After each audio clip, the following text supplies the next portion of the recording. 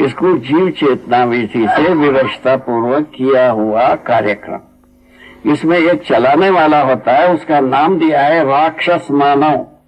चलाता है, पुरुष मानव चलता है।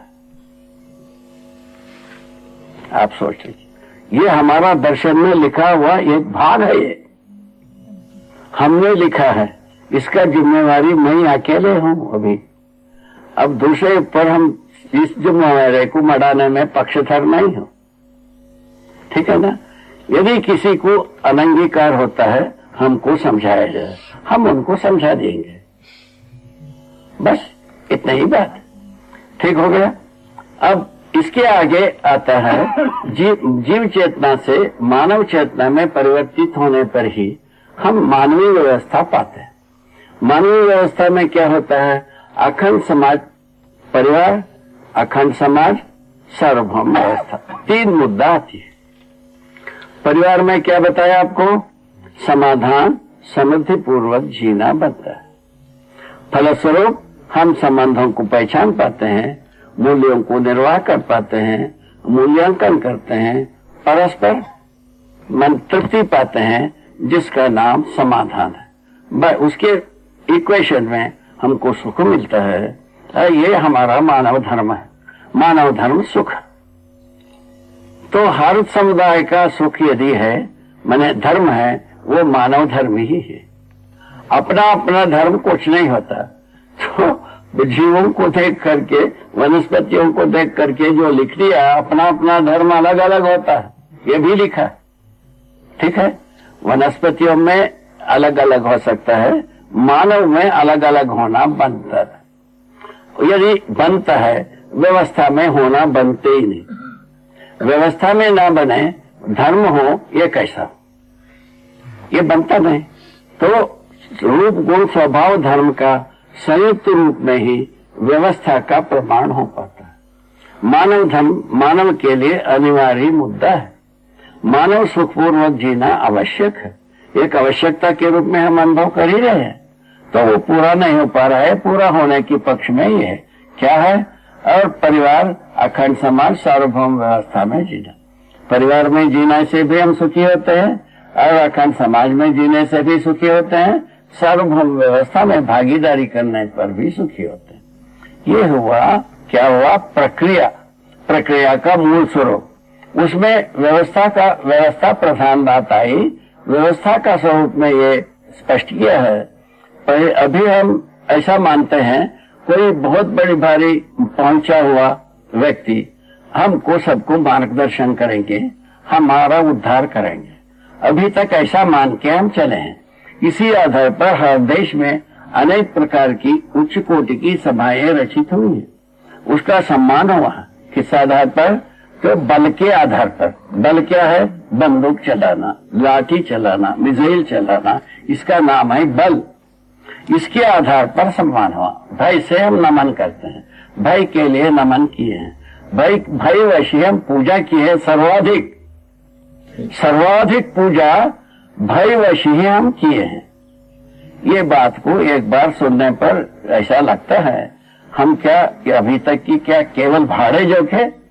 ऐसा तो एक बार तो रिक्तता आती है, उसको यदि अपने में निरीक्षण परीक्षण करेंगे, ये सही उतरेगी। ये हमारा भरोसा है। हर व्यक्ति इसको शोध करके देखा जाए।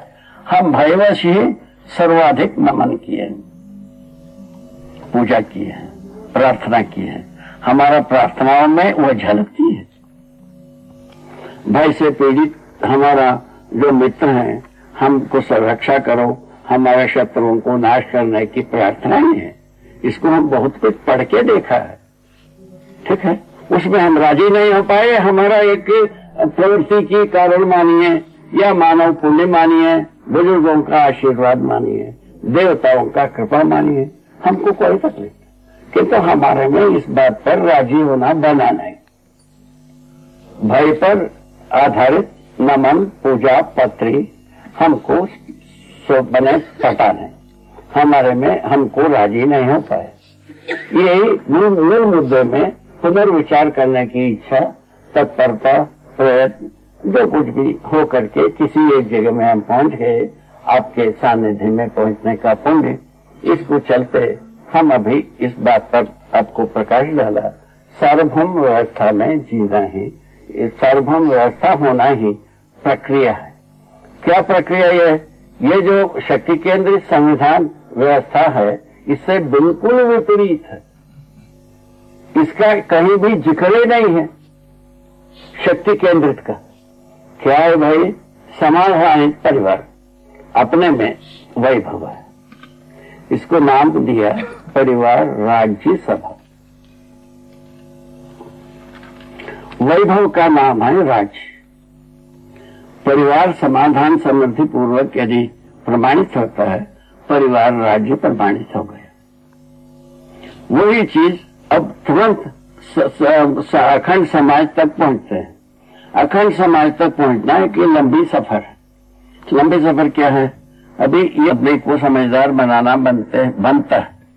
और इसमें बिलारी में एक पुरुषार्थी कुछ किए हैं, बताते रहे आजे सवेरे। अशोक बताता रहा। वो ऐसे कई जगह में हम प्रयत्न कर सकते हैं। हर परिवार में समाधान आने से समृद्धि होना स्वाभाविक है, एक स्वाभाविक प्रक्रिया है। इन प्रक्रिया के आधार पर सुखी होना स्वाभाविक है। ये उसके आधार पर परिवार, सभा और राज्य प्रमाणित हो गए। ऐसे 10 परिवार होने से उसका नाम दिया है परिवार समूह राज्य सभा। ऐसे 10 परिवार समूह राज्य सभा मिलकर के एक ग्राम सभा अथवा मोहल्ला सभा को गठित करेगा। तो इसमें क्या है? अभी ये जो निर्वाचन विधि है वो सही है।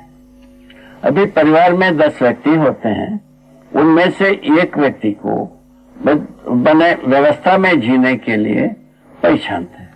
ये 10 परिवार के बीच में जी करके व्यवस्था को प्रमाणित करें। ऐसा 10 व्यक्ति मिलकर के एक परिवार समूह सभा को गठित। इन 10 व्यक्ति 10 परिवार में क्या देखेंगे? मानवीय शिक्षा संस्कार देखेंगे और उत्पादन कार्य देखेंगे, न्याय सुरक्षा को देखेंगे, विनिमय को देखेंगे, ठीक है ना, स्वास्थ्य संयम को देखेंगे। कितना बढ़िया हो गया। परिवार में क्या रहा? उत्पादन कार्य और परस्पर संबंधों का निर्वाह करना, न्याय तो आ ही गया। उसके बाद में न्याय सुरक्षा की बात है। 10 परिवार के बीच में सुरक्षा है कि नहीं, इसको देखने की बात आती है। सार्वभौम व्यवस्था में जी सके, उसके लिए समझदार परंपरा से शुरुआत हो सके। इस बात के लिए शिक्षा का मैंने महिमा बताया, शिक्षा का वस्तु बताया, शिक्षा का प्रक्रिया बताया। शिक्षा का प्रक्रिया कैसा होता है? हर एक ग्राम में शुरू होकर ग्राम समूह तक पहुंचता है, ग्राम समूह से गांव में पहुंचता है, गांव में पहुंचने के पश्चात मंडल, जिसमें ग्राम समूह में पहुंचता है, ग्राम समूह से क्षेत्र तक पहुंचता है, मंडल तक पहुंचता है। ये इस ढंग से ये उच्च शिक्षा की परमावधि तक हम पहुंचने की व्यवस्था बनता है। और हर व्यक्ति अपने में शिक्षा में पारंगत होने की व्यवस्था बनेगी। हर व्यक्ति, शिक्षित व्यक्ति समझदार होगा, है ना। हर समझदार होने के फलस्वरूप में समाधानित होगा।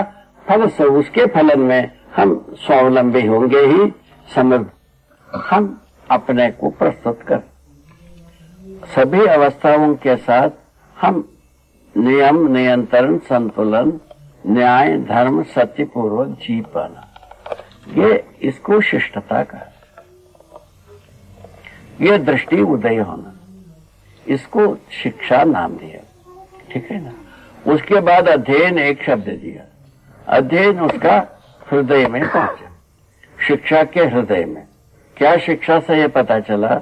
ये पूरे के पूरा सहअस्तित्व पता चला, और सहअस्तित्व में कैसे स्वरूप है वो पता चला, और उसको जो है ना, उस स्वरूप में अपना मन को तदाकार करने की व्यवस्था बताया। कल्पनाशीलता, कर्म स्वतंत्रता विधि से उसके आधार समझने की स्रोत बताया। मनुष्य कल्पनाशीलता, कर्म स्वतंत्रता